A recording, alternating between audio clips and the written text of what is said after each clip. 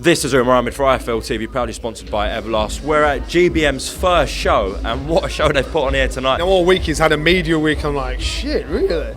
He's had a workout, public media, private media, public going in there as well. I think he's put a good job in, and I like to see this because remember, the people we see on Sky and on DAZN and BT, they've got to start somewhere. Not everybody has a springboard of a big promoter to back them up, and it's homegrown talent that get fighters out there and prepare them, and that's most important. And you'll get fighters that have got to pull other fighters through. So for Sheldon, who I was here to support and advise, I think great platform. GBM Promotions, great job. Again, if they do this, if small hole promoters do this around the country, they'll keep feeding fighters, future stars coming through. How did he get on tonight? We were stuck in traffic. We got late. Sheldon won on points, third fight in a row.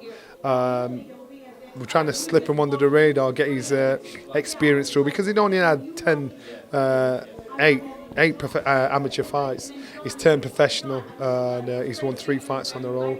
And so it's just to see how he goes, just to see how he develops. I believe that if he carries on the way he's carrying on at this pace, he could be, at least put himself in the top 5 for a British title. But give it within like 24 months. But he's a good talent. He's an intelligent young man.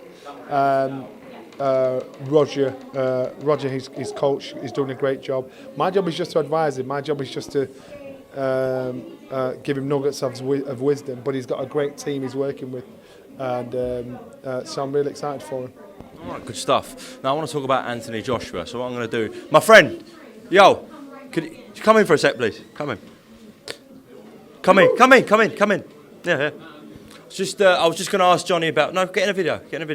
I was just going to ask Johnny about Anthony Joshua. So I'm just going to give you the mic and say what you want to do next. Yeah. Well, I don't understand the question so much. What do you mean, what do I want to do next with that? Well, of course, it looks like Usyk's tied up in other things. So who do you want next?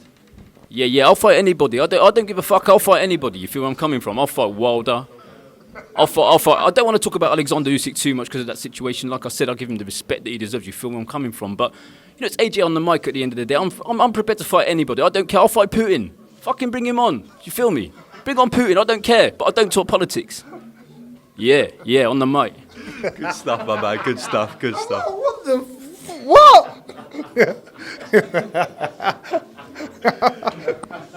Well, one person he didn't mention there was JOSHUA-JOYCE. There's been this thing going around about JOSHUA-JOYCE. What do you think about that? And do you think it's realistic, really? Nah. If you listen, do you remember years ago when they were talking about Eubank Jr. against Golovkin? So the mention of these two names in the same sentence got you talking and got you to pay attention to Chris Jr.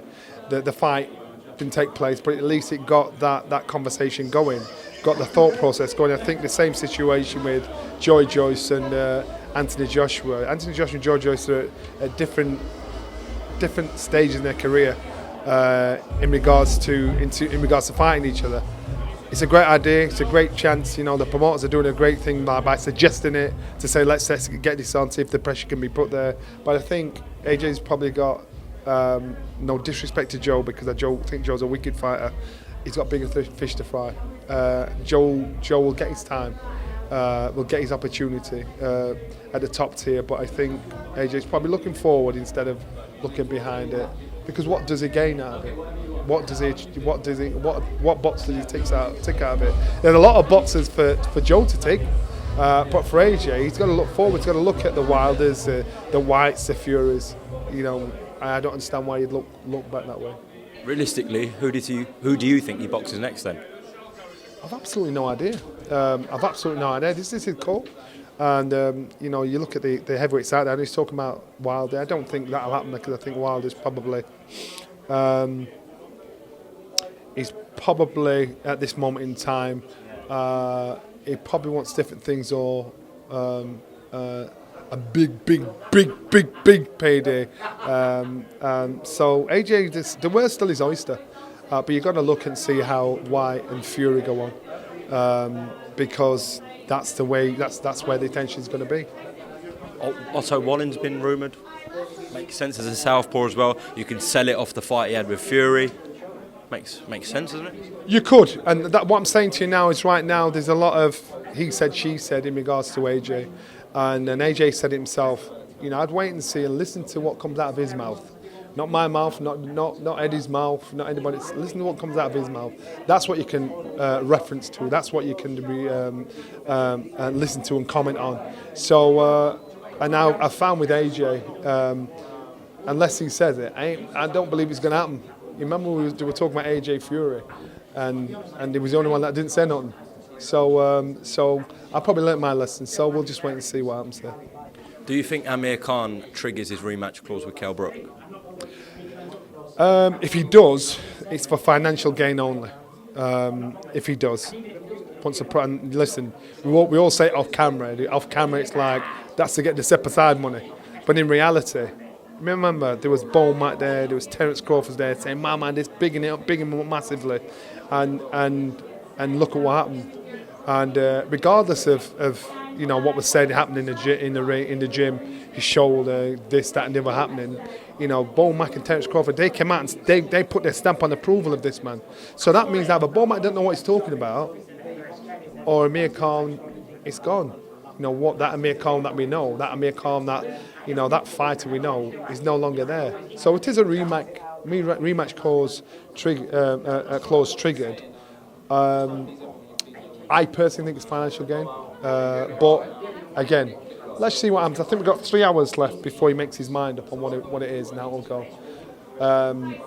Again, remember the figures were over 500,000 views. Good figures for people that weren't going to watch it. And it was. I've been to a lot of big fights, and the atmosphere bad.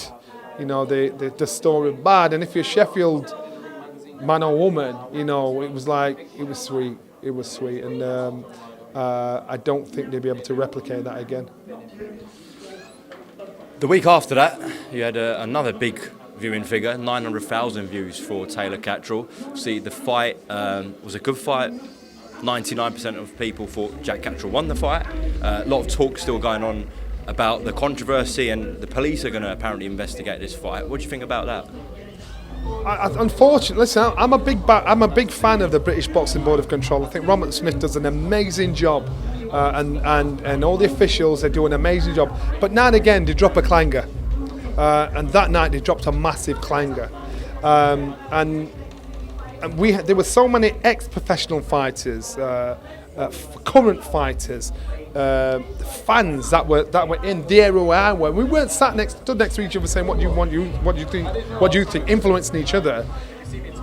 After each round, say what have you got? Boom, score the fight. So nobody was influencing anybody else. We all saw the same thing. So in my head, I thought, why? It's killing our game.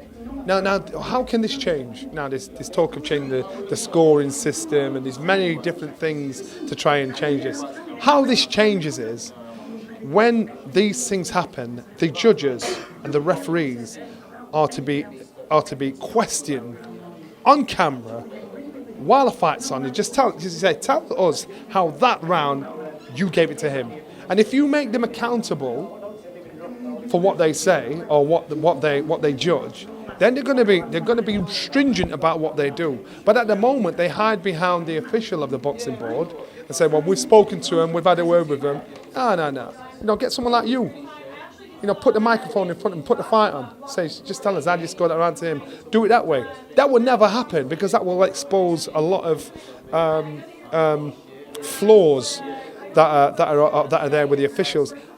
I don't like talking like this about my own sport because I love my sport. But after that night, I was embarrassed, man. I was ashamed, And there's fans that think, nah, boxing's fixed. Boxing ain't fixed. But the fighters, when they get in there, they go in there to win or they go in there to do a job. But when you see something like that, if it looks like shit, smells like shit, shoot your shit. And to me, I just thought, nah. It's not doing us any favours. So the only thing I suggest that can be done is people like you get the judges, get the referees, question them, put a microphone in front of them. So you scored round XYZ to XYZ. Here, have a look at that. That's from your angle. What do you think? And I'll tell you now, once there's a face, to that decision, once they're faced to that scoring, they'll think, wow, they'll think long and hard about it. Being honest, I can't ever see that really happening realistically. The board said they were going to investigate, and we see. That's like the police policing the police. That's like the police policing the police. You know what I mean? Because at the end of the day, me and you are policemen.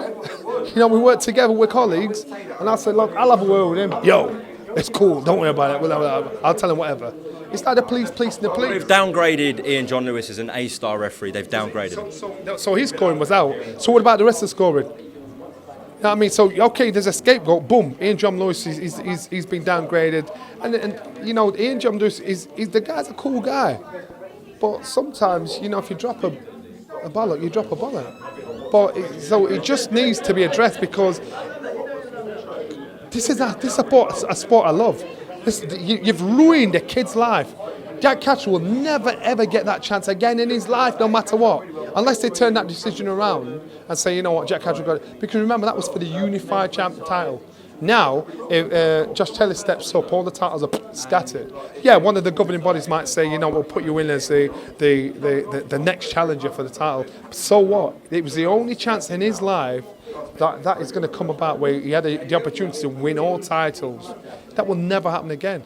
I felt so sorry for this young man. You know, he was beside himself. And Jamie Moore, I've got to give it to him, because he came with us on set talking about it, and I thought the boy was going to burst into tears. You're playing with people's lives here, and we're the ones that put our lives on the line. You know, but to me, I just think, to me, that's what, it leaves a bitter taste in my mouth when those kind of things happen. Last one, we've seen Fury White do 90,000 tickets at Wembley. They're looking to do 100,000 as well. Frank reckons it does 1.5 million pay-per-view buys. Should you go along with that? Does it do that well? I think it does well. Frank Warren used to be my promoter, so he's a very good promoter, very good salesman. He'll say what he has to say, and so he gets that job done. That's what he estimates. That's what he thinks. He knows the game, so if that's a case, that could happen. But it's a big fight. It's an intriguing fight. I always thought to myself, who else is there out there for Fury to fight? Bar Anthony Joshua and Wilder. And it's White.